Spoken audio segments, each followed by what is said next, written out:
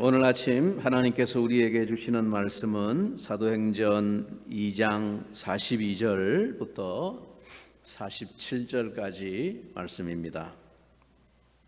사도행전 2장 42절부터 47절. 먼저 제가 하나님의 말씀을 받들어 읽겠습니다. 그들이 사도의 가르침을 받아 서로 교제하고 떡을 떼며 오로지 기도하기를 힘쓰니라. 사람마다 두려워하는데 사도들로 말미암아 기사와 표적이 많이 나타나니 믿는 사람이 다 함께 있어 모든 물건을 서로 통용하고 또 재산과 소유를 팔아 각 사람의 필요를 따라 나눠주며 날마다 마음을 같이하여 성전에 모이기를 힘쓰고 집에서 떡을 떼며 기쁨과 순전한 마음으로 음식을 먹고 하나님을 찬미하며 또 온 백성에게 칭송을 받으니 주께서 구원받는 사람을 날마다 더하게 하시니라. 아멘. 지난 시간에 우리는 참 교회를 결정하는 기준은 참다운 회심이라고 하는 말씀을 살펴보았습니다. 회심은 한마디로 말하면 인생의 주인을 바꾸는 일입니다. 돌아서는 일입니다. 예수님께로 완전히 돌아서서 그분의 말씀대로 살아가는 삶을 회심이라고 합니다. 그러므로 이 회심은 성령으로 말미암지 않고는 불가능합니다. 이 변화의 공동체, 회심한 사람들의 공동체를 가리켜 에클레시아, 교회라고 부릅니다. 그래서 참다운 교회는 참다운 회심을 경험한 자들의 모임이고 그 회심을 이끌어낼 만큼 강력한 복음의 증거와 증언이 있는 공동체입니다. 베드로의 설교를 통해서 이날 회심한 3,000명의 무리는 이제 전혀 새로운 공동체가 되었습니다. 그것이 교회죠.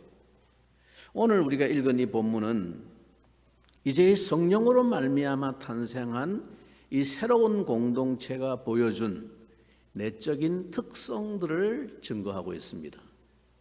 먼저 오늘 본문의 중심 구절이라고 할 수 있는 42절을 다 같이 한번 읽어보겠습니다. 42절 천천히 한번 또박또박 읽어보겠습니다.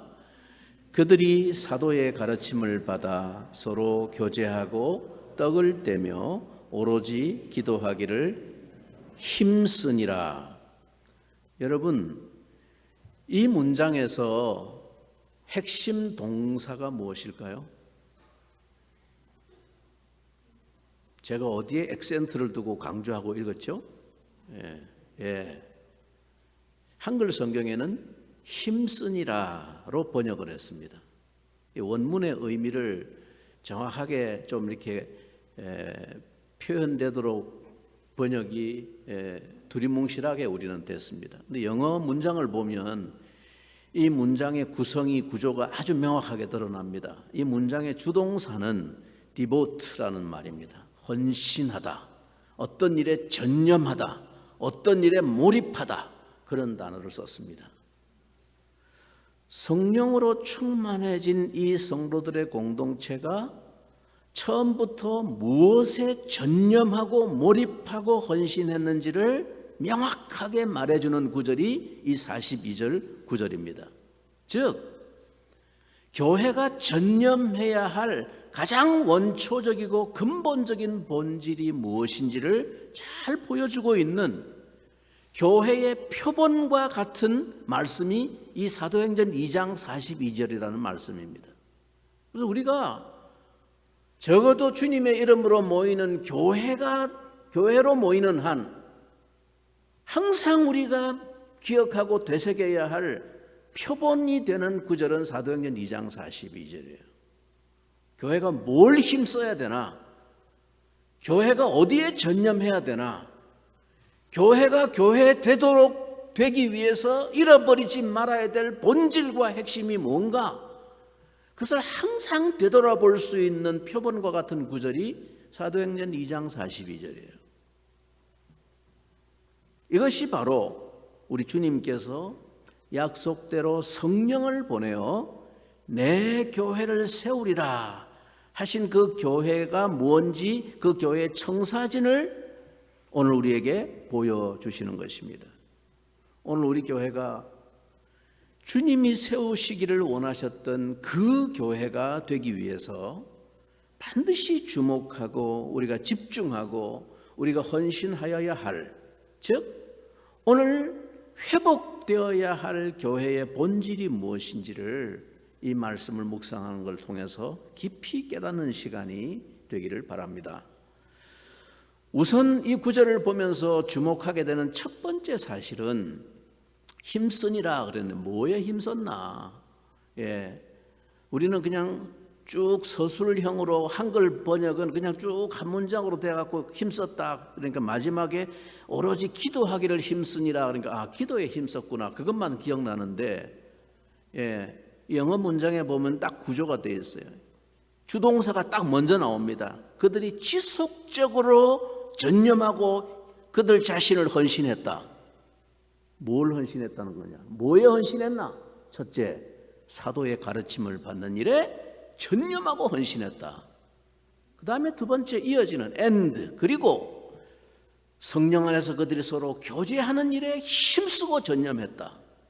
그 다음에 세 번째, 떡을 떼는 일에 전념하고 힘썼다. 이게 힘썼다는 단어가, 헌신했다는 단어가 거기 다 연결되는 말입니다.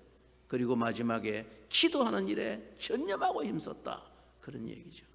첫 번째 뭐라고요? 사도의 가르침을 받는 일에 그들이 전념하고 힘썼다 하는 것입니다. 여러분, 이 사람들은 어떤 사람들이었습니까?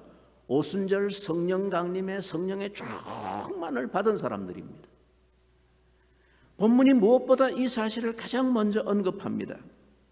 원문의 의미를 좀 더 살려서 직역을 하면 그들은 지속적으로 continually, 지속적으로 사도들의 가르침에 몰두하였다, 전념하였다, 그런 말입니다. 그냥 베드로 설교하는 거 한 번 들었다 그런 말이 아니고요, 지속적으로 사도들을 통해서 하나님의 말씀의 가르침을 받는 일에 전념했다. 여러분, 살아있는 교회, 참 교회는 무엇보다 가장 먼저 말씀을 배우는 일에 전념하는 공동체입니다. 지속적으로 말씀을 배우는 교회입니다. 이 모습은 오늘 예루살렘 교회만의 모습이 아니라 사도행전을 계속 읽어보면 성령께서 세계 곳곳에 복음을 전하시고 교회가 세워지는 곳곳마다 그 이야기가 전부 다 공통적으로 이 사도행전에 언급된 교회들의 공통 요소가 있는데 그게 뭐냐면 말씀을 배우는 일에 집중했다는 것입니다. 그래서 교회가 생겨났다는 것이죠.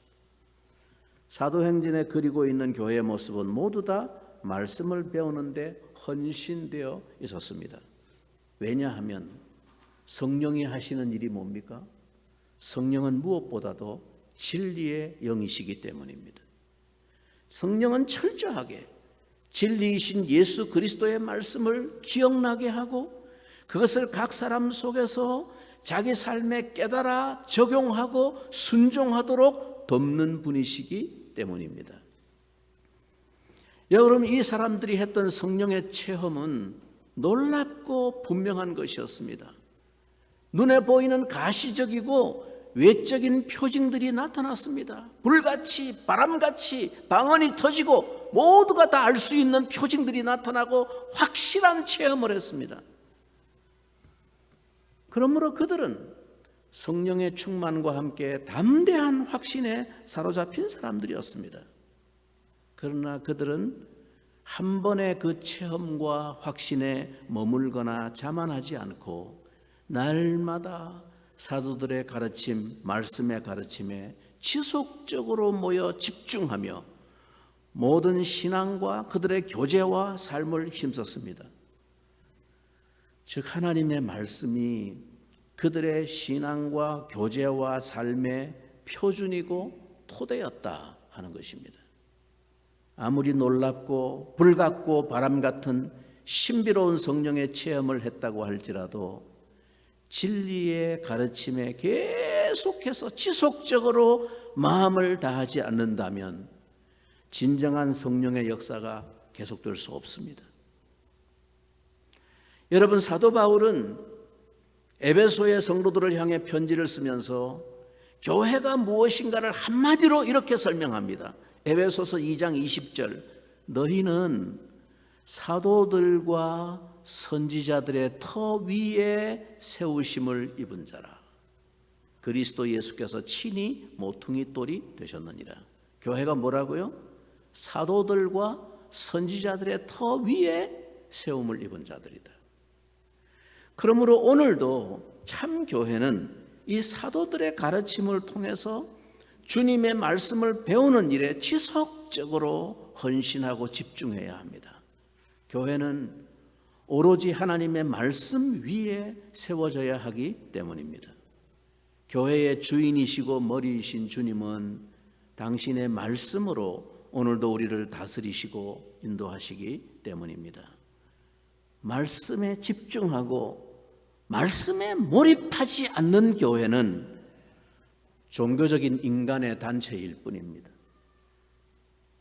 다음으로 우리가 주목하게 되는 또 하나의 특성은 한마디로 성령 공동체의 교제입니다. 펠로우십, 코이노니아.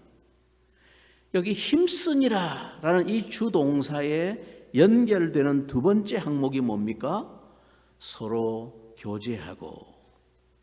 예루살렘 교회는 그 성령의 교제에 전적으로 집중했습니다. 헌신했습니다.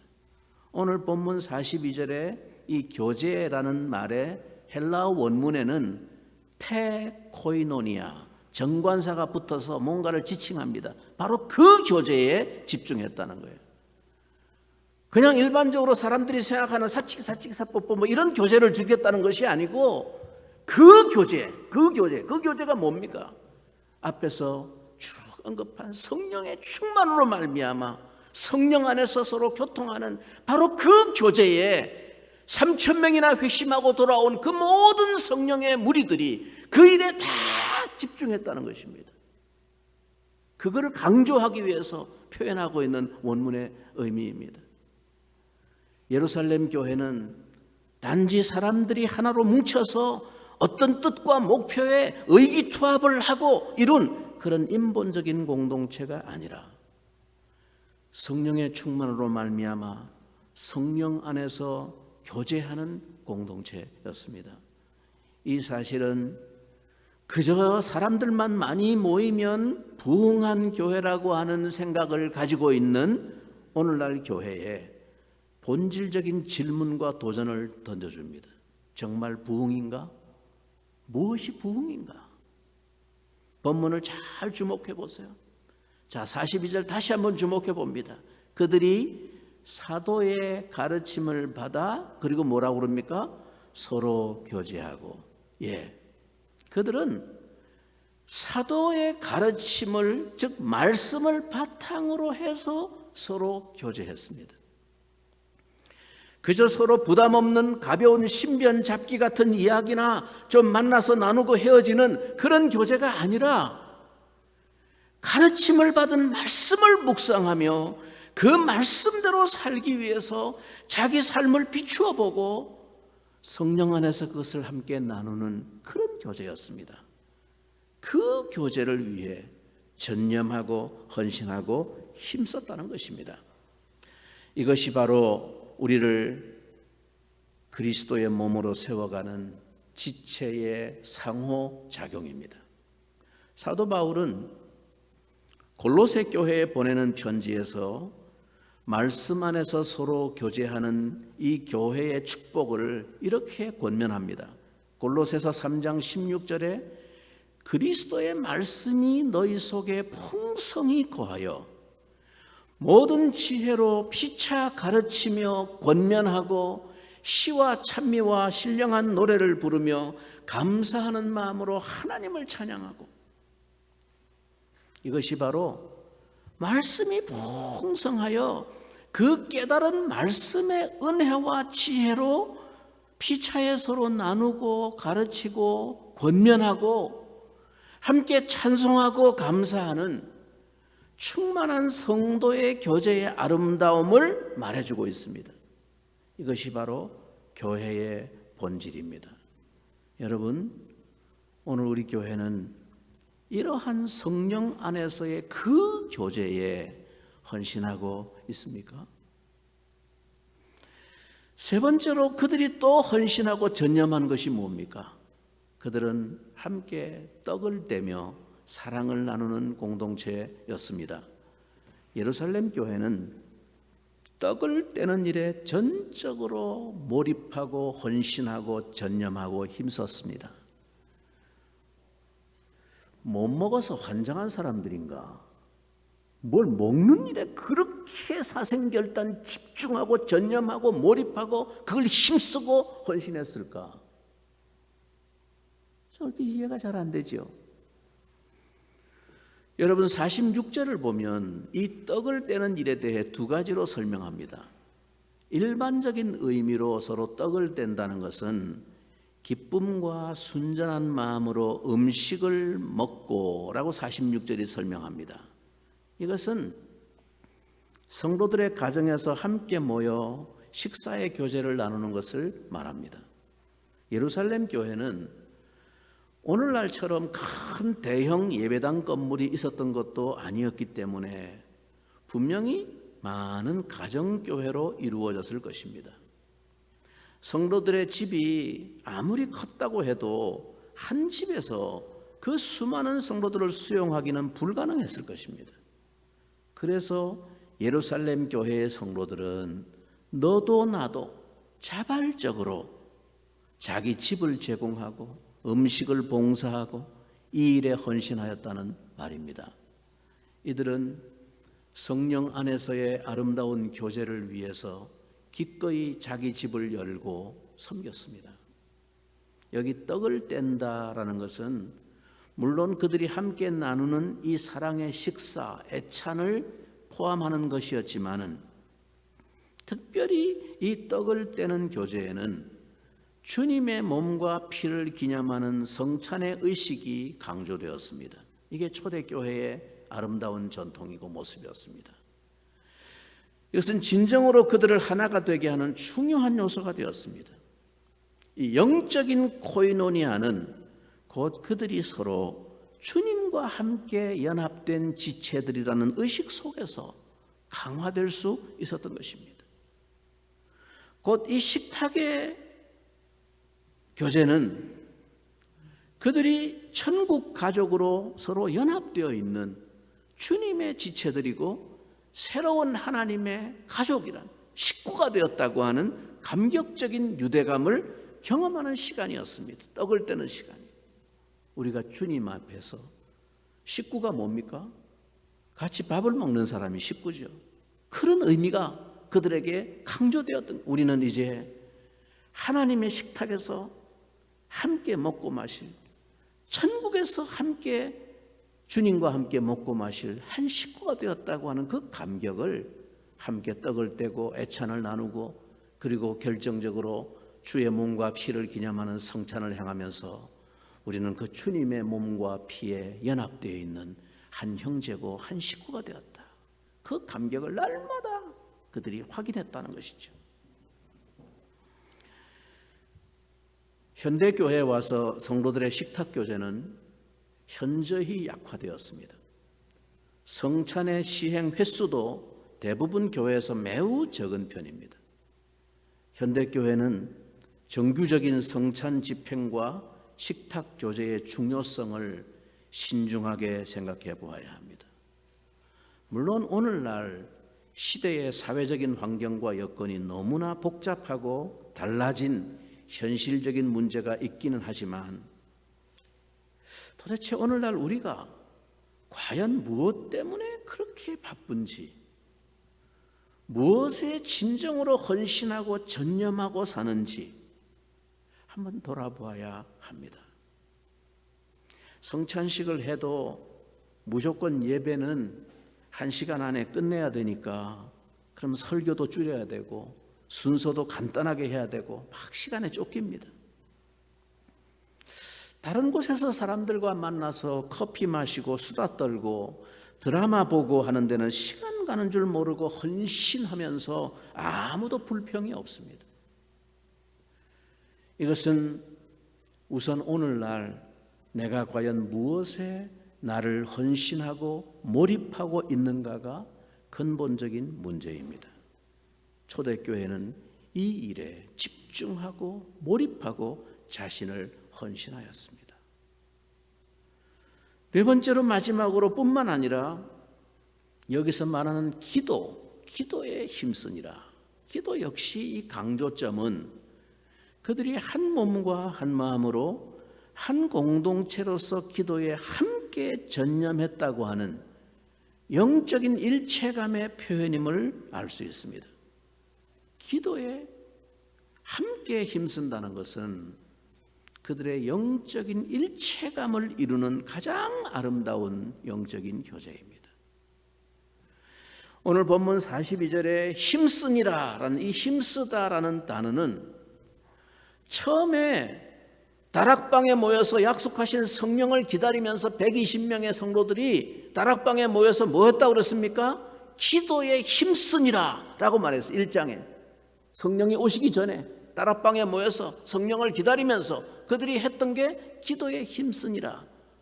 그 단어와 오늘 42절에 이 단어가 똑같은 단어입니다. 무슨 얘기입니까? 120명이 모여서 기도에 힘썼던 그 초기 공동체가 성령의 강림으로 3,000명이 넘는 큰 교회가 되었을 때도 여전히 그 핵심과 본질이 뭐였다는 것입니까? 그들은 기도하는 공동체였다는 것입니다. 기도하는 일에 똑같이 힘쓰고 전념했다는 것을 말해주고 있습니다. 여러분 왜 그렇습니까? 기도, 즉 하나님과의 교통은 교회의 본질이고 교회의 정체성이기 때문입니다. 하나님과의 교통이 중단되면 그것은 성령의 공동체가 더 이상 아니고 인간의 집단으로 전락할 뿐입니다. 인간끼리의 교제와 소통만 왕성하고 위로 하나님과의 교통은 소홀해지면 외향적으로 볼 때는 사람들이 벅적거리고 증가하고 교회가 성장하는 것처럼 보이지만 거기에는 성령의 교통이 사라지고 공허한 인간의 소리만 가득한 사람들의 회가 될 뿐입니다. 그래서 성도의 교제에 기도의 마음을 함께하는 헌신이 없다면 그것은 인간의 침묵 집단에 불과할 뿐입니다. 교인들이 만나서도 부담 없이 노는 건 좋은데 이런 영적인 교제에는 관심이 없고 그건 좀 어색하게 느껴지고 이러면 그 영혼이 아직 성령의 은혜를 알지 못하고 있는 것입니다. 우리가 좀 그럴 때가 있지 않습니까? 서로 다 뻔히 아는데 서로 막 우리가 그냥 사는 수준이 다 막 거기서 거기인데 다 아는데 막 그냥 부담 없이 놀고 뭐 그냥 이런 거 할 때는 뭐 부담이 없는데 그러다가 막상 우리 같이 한번 기도합시다. 뭐 이런 갑자기 무슨 경건한 영적인 얘기를 딱 꺼내려고 그러면은 굉장히 어색하고 부끄럽고 뭘 또 새삼스럽게 뭐 이럴 것 같고 분위기가 굉장히 어색합니다. 그게 우리의 영적인 수준과 실상을 증명하는 것입니다. 우리는 영적이지 않습니다. 은혜의 사람들이 아닙니다. 이것은 우리가 결단하고 노력해야 할 일입니다. 그 어색한 마음을 심어서 그 짧은 시간에 우리 한번 기도 한번 합시다. 이런 말을 꺼낼까 말까 못 꺼내게 만드는 그게 누구의 역사이겠습니까? 마귀의 역사입니다. 마귀는 우리가 성령의 사람이 되는 것을 방해합니다. 인간적으로 화끈하고 친하고 아싸라고 그런 선에서 그냥 그치게 만듭니다. 여러분, 성령의 사람으로 한 단계 넘어서야 합니다. 그 마귀의 순간 우리 마음속에 심어주는 생각을 떨쳐버려야 됩니다. 아닙니다. 우리 새삼스럽게 이야기하기가 나도 멋졌고 나도 뭐 대단한 사람이 아닌데 이런 말 꺼내기가 좀 어색하지만 그래도 우리가 성도로 만났는데 우리 한번 기도하고 헤어집시다. 기도 한번 합시다. 안무개 집사님, 요즘 특별히 어려운 일 혹시 없습니까? 우리가 한번 같이 기도할 문제 없습니까? 우리 짧은 시간이지만 한번 기도하고 헤어집시다. 왜 이런 말을 우리가 못할까요? 우리의 교제가 영적이지 않기 때문입니다. 기도하는 일에 그들은 천념했다라고 말하고 있습니다. 이제 초대교회의 이 같은 영적인 교제는 자연히 주변의 사람들에게 하나의 분명한 구별을 드러내 주었습니다. 그래서 이 같은 새로운 공동체의 모습은 주변의 세상을 향해 거룩한 두려움을 안겨주었습니다. 43절에 사람마다 두려워하는데 사도들로 말미암아 기사와 표적이 많이 나타나니 함부로 가볍게 무시할 수 없는 영적인 두려움이 그 성도들에게 나타났다는 것입니다. 이것은 말하자면 이 공동체가 가지는 세상을 향한 능력과 영향력을 의미하는 것입니다. 뿐만 아니라 하나님은 이 성령의 공동체에 당신의 능력을 계속하여 공급하심으로 기사와 표적이 많이 나타났습니다. 한마디로 성령의 권능이 함께하는 공동체였습니다. 이러한 영적인 교제가 그들 가운데 충만해졌을 때 그 교제는 단순히 영적인 것으로만 그치지 않고 아주 구체적이고 실제적인 육체적인 면에서의 일체감으로, 육신적인 면에서의 일체감으로 확산되어 갔습니다. 이어지는 본문 44절 45절에서 이 예루살렘 교회의 소유의 유무상통 교제를 기록하고 있습니다. 믿는 사람이 다 함께 있어 모든 물건을 서로 통용하고 또 재산과 소유를 팔아 각 사람의 필요를 따라 나눠주고, 이것은 성령 안에서의 교제와 일치로 말미암은 자연스러운 현상이었습니다. 성령의 충만을 받은 성도들이 주 안에서 친정으로 하나됨을 누리게 되니까 그들은 교회 안의 지체들의 삶의 형편과 어려운 문제까지 서로 거리낌 없이 알게 되고, 왜? 교제하니까, 나누고 이야기를 하니까. 그래서 그걸 나누게 될 뿐만 아니라 그 현실적인 문제에 대한 해결까지도 함께 자발적으로 참여하고 짐을 같이 지게 되었습니다. 지체의 어려운 문제를 듣고 제가 기도하겠습니다 하고 그치는 수준이 아니고 실제적으로 그것을 어떻게 도울 것인가에 대해 그들이 헌신했다는 것입니다. 이것은 결코 인위적으로 강요하거나 제도적으로 규율화된 의무가 아니었습니다. 오늘 우리가 본문에서 보게 되는 성령 공동체의 특징은 한마디로 말하면 그들이 서로 이렇게 전적으로 하나가 되었다는 데 있습니다. 모든 것을 함께하고 함께 나누는 한 몸이요 한 가족 같은 공동체가 되었습니다. 성령이 하시는 일의 결과가 이렇게 나타났다는 것을 보여주는 것이죠. 성령은 우리를 하나 되게 하시는 영이십니다. 이제 이 새로운 공동체가 세상을 향해 던진 충격이 무엇이었으며 그 영향이 어떻게 나타났습니까? 이 변화는 그 사회에 큰 도전과 충격을 안겨주었습니다. 47절 결론을 같이 한번 읽어보겠습니다. 하나님을 찬미하며 또 온 백성에게 칭송을 받으니 주께서 구원받는 사람을 날마다 더하게 하시니라. 하나님의 구원 역사가 바로 이런 교회를 통해서 확장되고 있음을 보여줍니다. 오늘 우리가 성령의 충만과 성령의 역사를 사모한다고 할 때 성령의 역사가 만들어내는 이러한 실제적인 우리의 신앙과 삶의 변화를 갈망해야 하지 않겠습니까? 여러분, 오늘 우리가 성령의 충만을 사모한다, 성령 강림의 은혜를 사모한다라고 기도할 때 그 초점이 무엇입니까? 우리에게도 하나님 막 불같이 번쩍거리고 막 바람 소리가 나고 막 방언이 터지고 그런 역사, 그게 초점이 아니에요. 그거는 하나님께서 앞으로 성령이 무슨 일을 하실 것인지를 상징적으로 나타내 주기 위한 하나의 표징에 불과하다 그랬어요. 그게 본질이 아니에요. 그 성령이 오시면 하시는 이런 역사를 만들어낸다라는 걸 보여주는 게 오늘 본문이에요. 이런 변화를 만들어낸다는 것입니다. 그러므로 우리가 오늘 성령을 사모합니다. 성령의 충만을 우리에게도 주십시오 라고 기도할 때 막 번쩍번쩍하고 막 태풍 같은 소리가 나고 그런 체험을 위해서 기도하라는 것이 아니고, 그 성령의 권능이